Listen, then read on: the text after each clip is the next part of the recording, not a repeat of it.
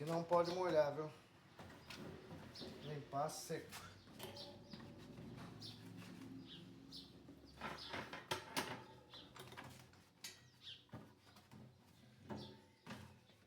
Eu vou passar o aspirador aqui dentro.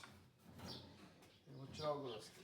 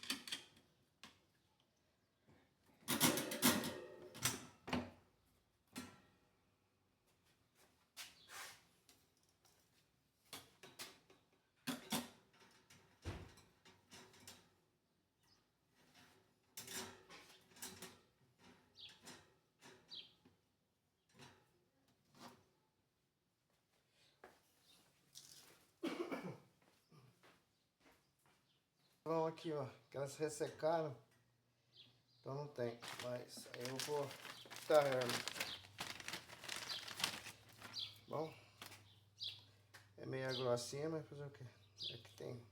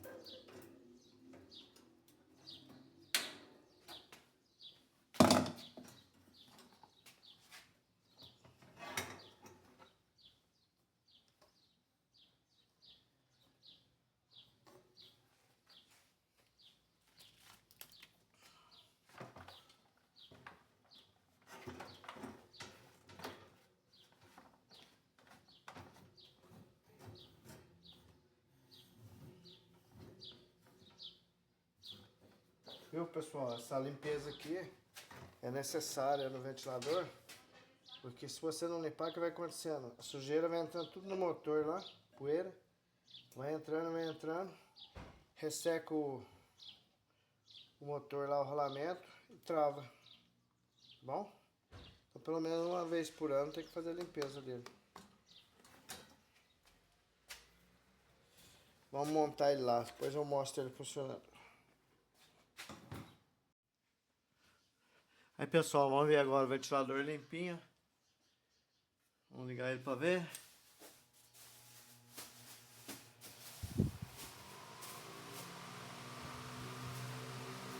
Até o barulho dele não mudou agora, gente.